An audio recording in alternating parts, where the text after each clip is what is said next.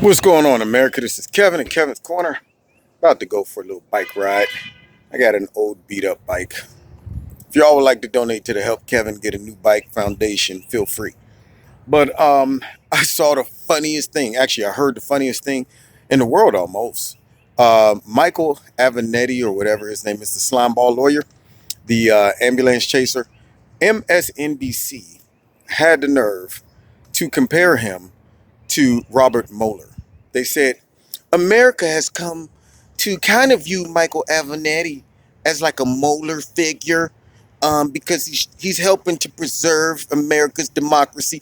That just goes to show how much they hate Donald Trump and how quick they are to pervert the truth and make these drastic comparisons that you can't even put people on the same level. That's like saying, Stormy Daniels in her crusade to take down the president. We kind of view her like a Jackie Onassis type figure. Yeah, I mean, she stands for everything that America represent. Drawing these comparisons, it's no different than when they say Donald Trump's like Hitler. How many people have Donald Trump killed? No? None. None.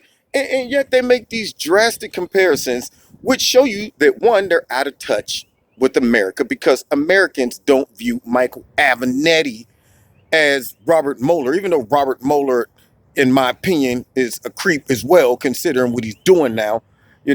Bunk all the past. Oh, he's a hero. Yeah. Well, now you're a zero because you're working to destroy the president. And it's obvious. But even with that, you still cannot compare this slimeball lawyer to him. And the fact that they would do that shows that they are willing to kind of put people on pedestals just so they can hurt Donald Trump. The way they parade Stormy Daniels around like she's a princess or something, and put Michael Avenatti on TV every single night like he is the leading consultant on all things Russia, all things Donald Trump. And it just shows that they're disgusting. Just like today, when all of them, for whatever reasons, decided that they're going to interpret Donald Trump's statements yesterday about MS-13 members being animals. For some reason, they don't understand context. All of those writers, the people who went to school to write, probably were literature majors and English majors. Now, all of a sudden, though, they don't understand simple context. They don't understand that the lady before Donald Trump spoke was talking about the damage that members from MS-13 has done to her California city. And then when they gave the mic to Don Trump, he goes on to talk about, in the same context, those members. And he referred them to animals, people who cut people's heads off. I've seen some video footage of what people that are in gangs like that do to people. It's not a pretty sight. You can't be a regular human being with a real conscience and do something like that. If you guys don't understand what I'm talking about, look at the nature of animals versus humans, okay? Animals can attack another animal, rip it to pieces, and feel nothing over it. Have you ever seen a lion kill a gazelle and go, hey guys, this whole killing and mutilating is gone too far. We need to stop and reflect on our decision making, okay? I just can't keep doing this. No, they don't do that. They kill, they destroy, they walk away like, that was great, man. Hey, you want to go get another one? Humans are supposed to say, I can't even believe that I just saw that. That's inhumane.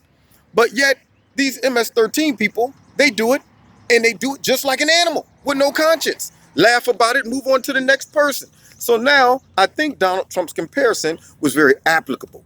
But because the media is corrupt, the liberal media, they decided to say, oh, so he said they're animals, huh? Let's do what we did the day that he came down the escalator and made his announcement. And when he said that that Mexicans are coming over here and they're rapists, they're murderers, and so on and so forth. Let's do what we did then, even though we knew the context that he was saying that in.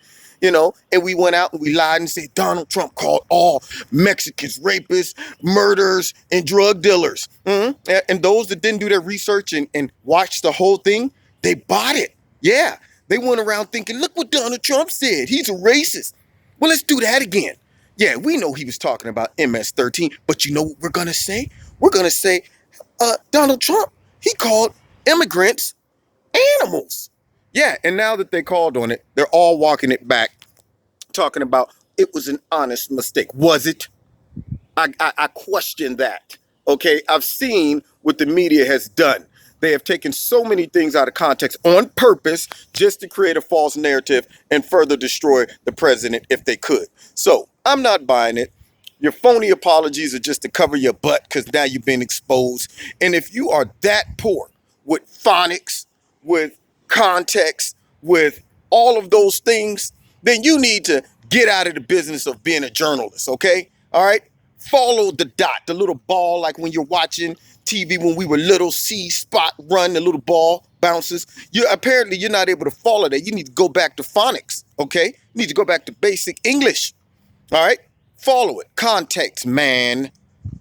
Media stink. Anyway, you've been listening to Kevin's Corner. I'm gonna go and ride my bike for a little while, get my head straight, trying to make sense out of all this nonsense. Sometimes you got to do things to let your hair down.